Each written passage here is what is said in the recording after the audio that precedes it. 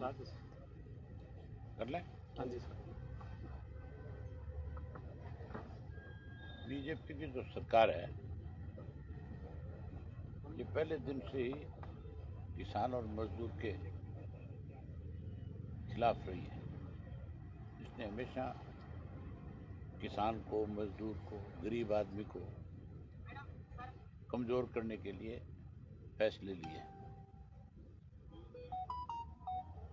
जो पहले किसान आंदोलन चला था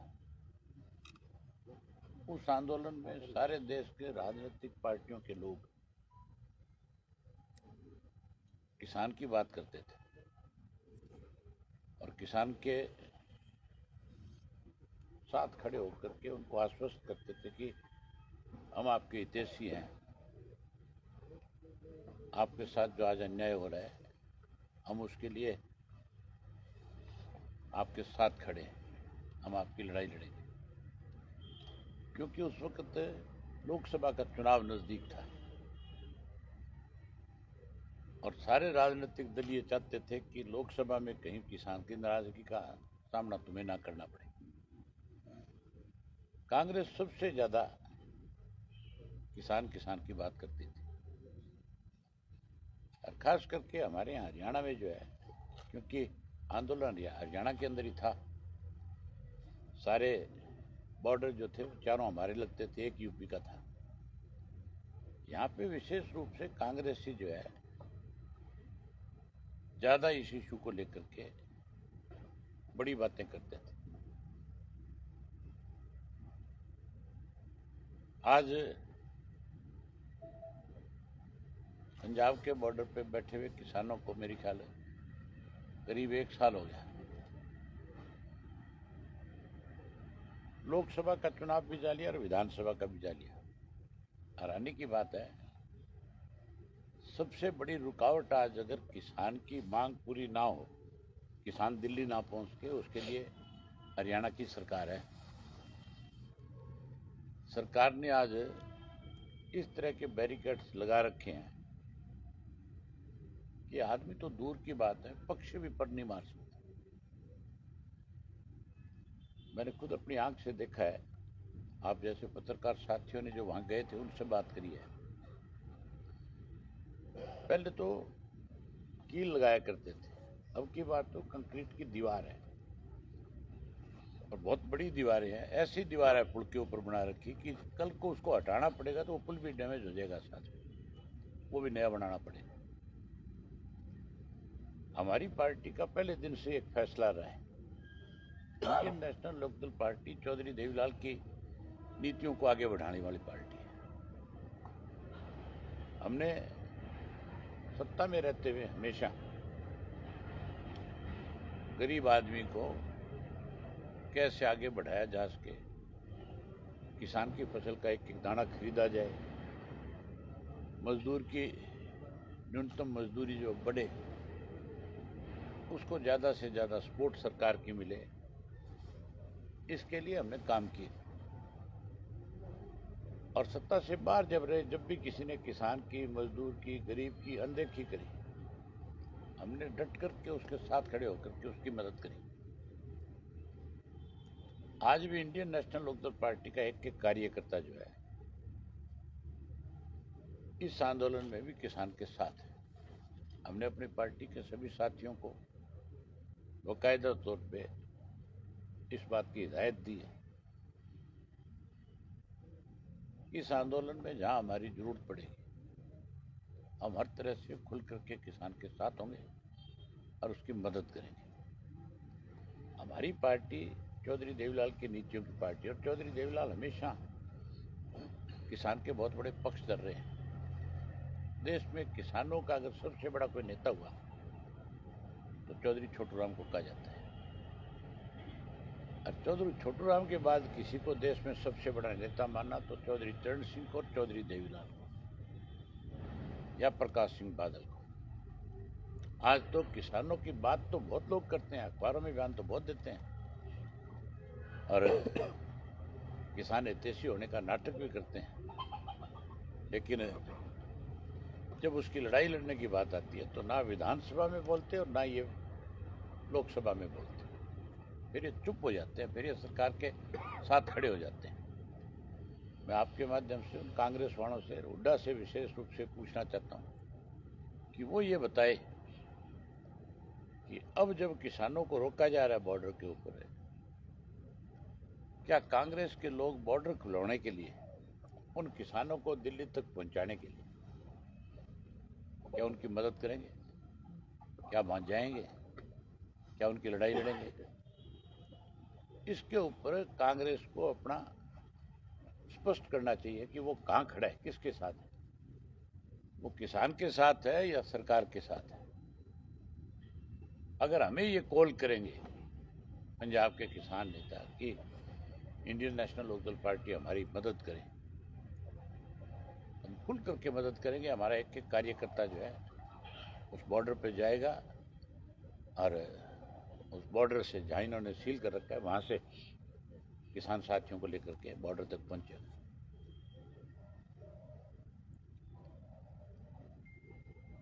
केवल किसान के नाम की राजनीति है। इस मौजूदा बीजेपी की सरकार ने किसान को बर्बाद कर दिया। मौजूदा बीजेपी ने देश को आपस में बांट दिया, अलग अलग कम्युनिटीज को बांटने का काम किया। आजकल ध्यान डाइवर्ट करने के लिए मंदिरों को लेकर के बहुत बड़ी चर्चाएं बीजेपी की तरफ से हो रही है। अखबारों में, मीडिया में, सोशल मीडिया में, सब जगह कभी संभल का बात आती है, कभी अजमेर की बात की जाती है, कभी कोई और किसी मस्जिद की बात होगी। मतलब इस देश के टुकड़े करना चाहती है भाजपा जो है, हिंदू और मुसलमान को अलग थलग करना चाहती है। जिस मुसलमान ने इस देश की आज़ादी में बड़ी भूमिका निभाई, जिन मुसलमान डॉक्टर, साइंटिस्ट, जिसकी वजह से हमारे देश का नाम बड़ा हुआ, आज उन प्रतिभाओं को कैसे खत्म किया जाए, इस काम में बीजेपी लगी हुई है। अब देश को बचाने के लिए सबको राजनीति से ऊपर उठ करके इकट्ठा होना चाहिए। ये जो इंडिया बना था, लोगों को उम्मीद थी इस इंडिया से ये स्वार्थ से ऊपर उठ करके आपकी लड़ाई लड़ेगा और इसी करके इंडिया गठबंधन को इतनी सारी सीटें दे करके एक बड़ी ताकत बनाने का काम किया। बड़ा अच्छा विपक्ष बनाया। बनाना तो सत्ता पक्ष चाहते थे, लेकिन कांग्रेस के अहंकार ने ही उस सत्ता पक्ष को खत्म कर लिया। जो सत्ता में आनी चाहिए थी,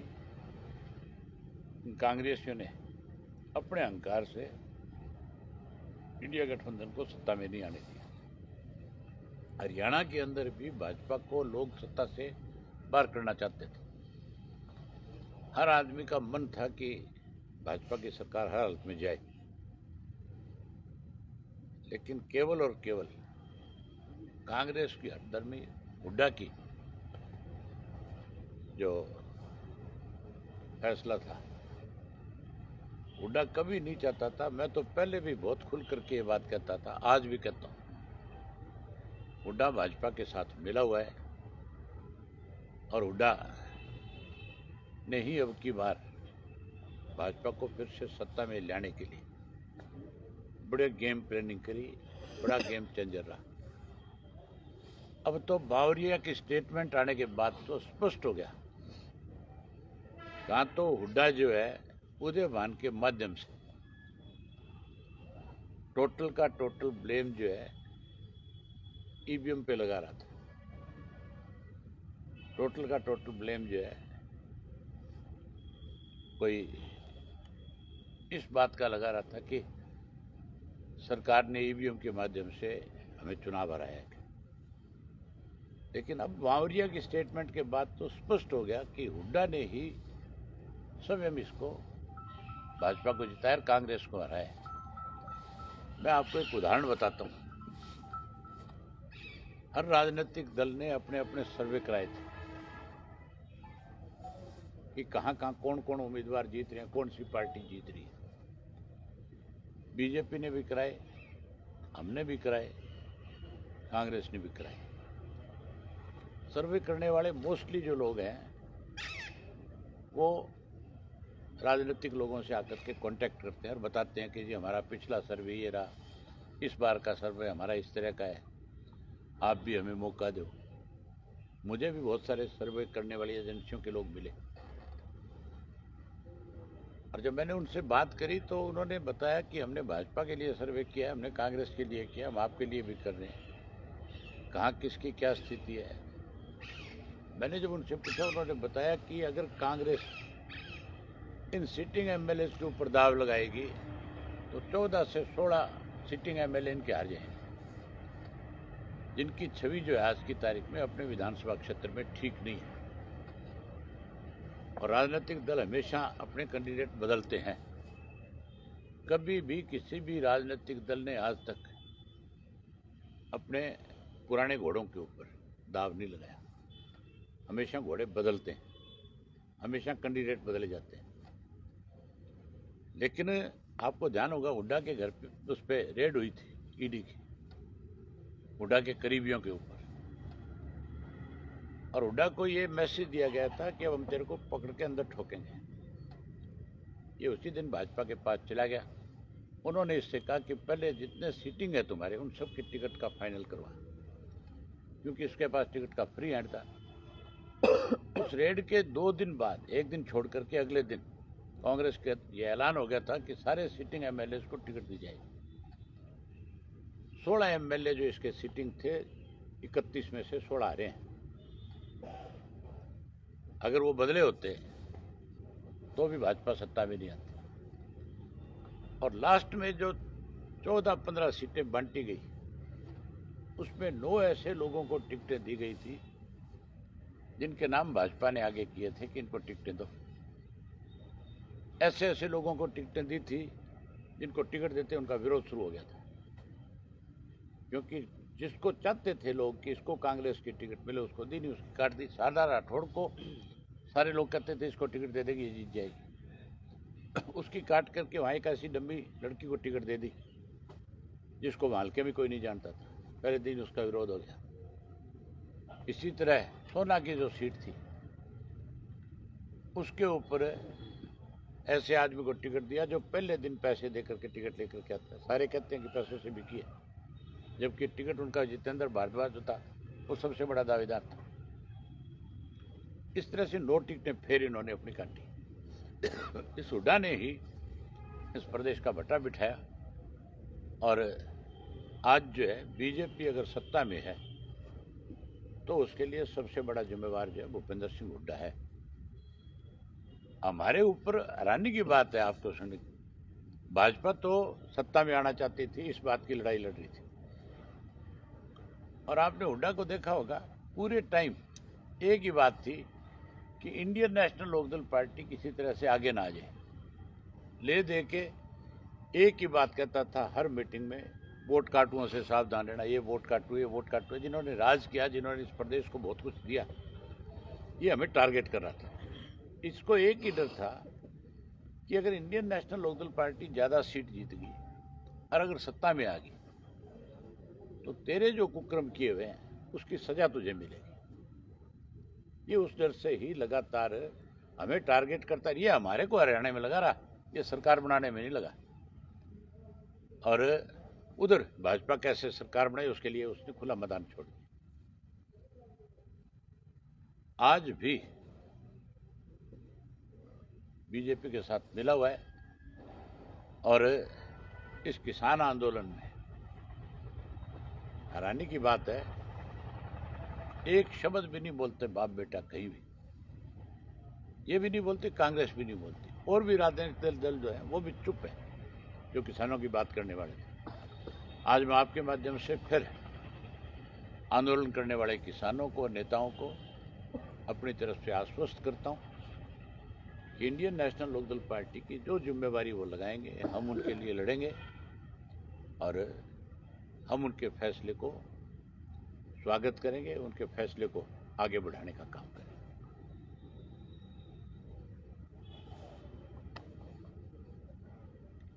आपने कोई अपनी तरफ से कुछ पूछना हो तो।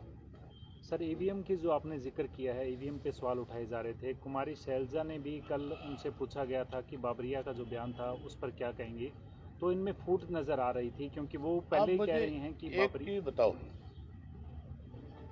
बात ईवीएम की करते हैं, मैं भी कहता हूं कि बैलेट से चुनाव होना चाहिए। हम भी इस बात के पक्षधर हैं कि बैलेट से अगर चुनाव होता है तो और बड़ा प्रजातंत्र होगा। हो सकता है कोई ईवीएम में हो गड़बड़, लेकिन शैलजा कैसे चुनाव जीती अगर ईवीएम में गड़बड़ थी तो? नहीं जीतती है। हुड्डा कैसे जीता है? ईवीएम में गड़बड़ होती तो मैं बाई इलेक्शन कैसे जीतता? फिर तो मुझे भी हराते। उस वक्त तो बीजेपी का मान के चलो बहुत कुछ दांव पे लगा हुआ था। उस वक्त तो भाजपा ये चाहती थी भी किसी तरीके से अभय सिंह को अगर हराएंगे तो किसान हारेगा। वो लड़ाई तो किसान के साथ थी। तो मैं इतना इस चीज को दोषी नहीं मानता। हाँ ठीक है, सारे देश के लोगों की एक डिमांड है कि ईवीएम की बजाय बैलेट से चुनाव हो, बैलेट से कराओ। लेकिन ये जो बहानेबाजी है इससे नहीं बच सकता। हुड्डा ये कह करके नहीं बच सकता कि ईवीएम में गड़बड़ थी। गड़बड़ तो हुड्डा में है। किसान आंदोलन को लेकर के जिस तरह से आपने इस्तीफा दिया, उसके बाद से दोबारा आपने चुनाव लड़ा, तो क्या इस बार भी ऐसा कुछ इन लोग की ओर से किया जाएगा? कोई अगर इस तरह के हालात बने, उस वक्त तो मैं एक विधायक था, अब हमारे 2 विधायक हैं। अगर कोई जरूरत पड़ी तो हम उस तरह से फिर मैदान में आएंगे, क्या दिक्कत है? भाई साहब, इंडिया गठबंधन में सत्ता हस्तांतरण की इन दिनों में बड़ी डिमांड हो रही है। ममता बनर्जी के पास व्यवस्था है। ये गठबंधन जो था ना, ये कांग्रेस ने अपने स्वार्थ के लिए किया था। चौटाला साहब ने इस गठबंधन के लिए फतेहाबाद में चौधरी देवीलाल के जन्म दिवस के ऊपर सारे राजनीतिक दल के नेताओं से खुल करके कहा था कि कांग्रेस भी बेईमान पार्टी है और भाजपा भी बेईमान है।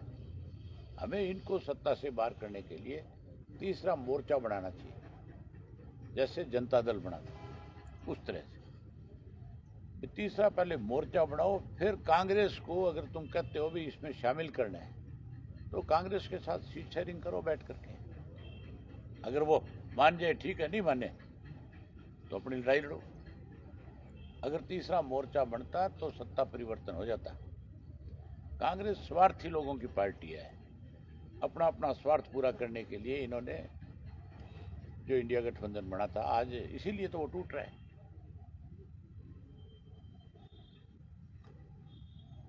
विधानसभा में पिछले 5 सालों में या जब भी 10 सालों में आपकी आवाज़ गूंजा करती थी, और जो एक अच्छी सशक्त रूप में आप रखते थे तथ्यों से बात, ऐसी बात अब दोबारा कोई आप? पहले मैं एक था बोलने वाला, अब हमारी पार्टी के 2 हैं। और आपने पिछला विधानसभा का सत्र देखा होगा, उसमें टोटल 4 कॉलिंग जो है मंजूर हुई। 4 में से 3 हमारी थी, इंडियन नेशनल लोकदल पार्टी। हम प्रदेश के लिए चिंतित हैं, हम सत्ता के लिए चिंतित नहीं। चौधरी देवीलाल ने हमेशा एक बात कही, सत्ता सुख भोगने का साधन नहीं है, सत्ता सेवा है। सत्ता में हो तो सेवा करो, और विपक्ष में हो तो सत्ता में बैठे लोग अगर लोगों के ऊपर अत्याचार कर रहे हैं तो उसके लिए संघर्ष करो, उसके लिए लड़ाई लड़ो, उसकी मदद करो। हमने अब की बार भी 3 कॉलिंग लगा करके प्रदेश को मैसेज दिया कि इंडियन नेशनल लोकदल पार्टी आपके साथ खड़ी है। हम उस आवाज को और बड़ा करेंगे। सर, एनएलओ का चंडीगढ़ को लेकर क्या स्टैंड है? पिछले दिनों से काफ़ी सरगर्मियां रही हैं विधानसभा को लेकर, चाहे बात की चंडीगढ़ जाए। हमारा है, चंडीगढ़ की तरफ कोई आंख उठा करके देख भी नहीं सकता। ये सब लोगों को गुमराह करने के लिए इस किस्म की बातें बारी बारी पॉलिटिकल पार्टियों के लोग कहते रहते हैं। भाजपा की तरफ से लंबे समय से एक बयान आ रहा है कि हम विधानसभा के लिए जमीन अलॉट हो रही है, जल्दी विधानसभा नई शुरू कर देंगे। पंजाब के गवर्नर ने क्लियर कर दिया कि हमने कोई जमीन अलॉट नहीं करी है, कोई दी नहीं है, क्योंकि चंडीगढ़ का प्रशासक वो है। हाँ, उसने साफ कर दिया कि हमने कोई जमीन अपनी तरफ से हरियाणा गवर्नमेंट को अलॉट ही नहीं करी है, ना कोई जमीन हमने उनसे अब तक उसके बदले में उसके एवज में मांगी है। हम अगर चंडीगढ़ में कोई जगह लें तो उसके एवज में दे क्यों? चंडीगढ़ में हमारा हिस्सा है, हम अपने हिस्सा ले रहे हैं, उसके बदले में देने का मतलब क्या है? आज प्रधानमंत्री की रैली है जी पानीपत में, हरियाणा की रोडवेज सारी की सारी रैली में लगा। तो और तानाशाह तरीका क्या होता है? प्रजातंत्र खत्म क्यों हो रहे हैं?